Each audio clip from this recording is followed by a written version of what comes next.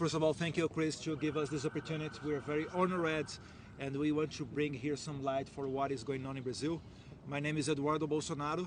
I'm the most voted ever congressman in the history of Brazil, also son of President Bolsonaro and former chairman of the Foreign Affairs and National Defense Committee. I have always warned in my speeches in the Congress about the dangers of my country turning into a Cuba or Venezuela with their concentration camps. Today, unfortunately, I live in my own movie about the Gulag. And for those who think I'm exaggerating, I will cite here few simple names. Felipe Martins, the international advisor to President Bolsonaro, as Jared Kushner was to President Trump.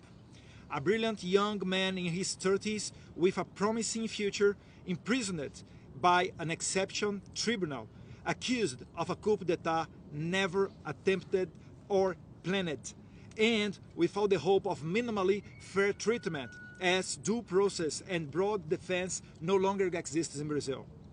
Colonel Câmara, the Bolsonaro security detail, who is now also in jail accused of an imaginary coup d'etat. And like them, veterinarians, gospel singers, sign language interpreters, comedians as Bismarck Fulgas, and even a homeless and a person diagnosed with a high degree of autism, all of them imprisoned, accused of a coup d'etat.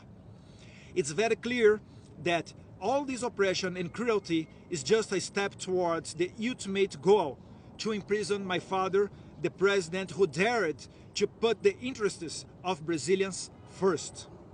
My father is now persecuted and slandered in the most various ways.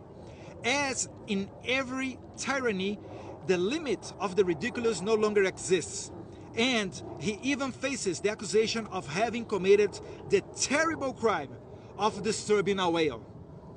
That's not a joke. He's criminally charged for passing by a whale on a jet ski. And the most impressionable thing is the complaint was made by Lula da Silva's environmental minister. This is more ridiculous than what Trump is having as charged here in the United States. My father is also accused of attempting a coup d'etat when he was no longer president. The judiciary, appointed by the Communist Party in power, want us to believe that my father waited to leave power, and when he no longer had the armed forces under his command, attempted a coup d'etat with elderly and unarmed women, all of these thousands of kilometers away from Brazil, when my father was in vacations in the United States. Going to the end, they want us to believe, Mr. Chris Smith, that women, elderly ladies, and all kinds of ordinary citizens, unarmed, are a danger to the rule of law. And those violating the rights and fundamental guarantees are the saviors. Ladies and gentlemen, these stories are not something that someone told me. We are living this right now, and with not even a single word from Biden administration, State Department, or any governmental authority from the homeland of democracy, the United States of America. The dozen colleagues that are following me here also will talk about terrifying situations. Brazil, unfortunately, is not a democracy anymore. Thank you. Thank you very much. Thank you, Mr. Eduardo.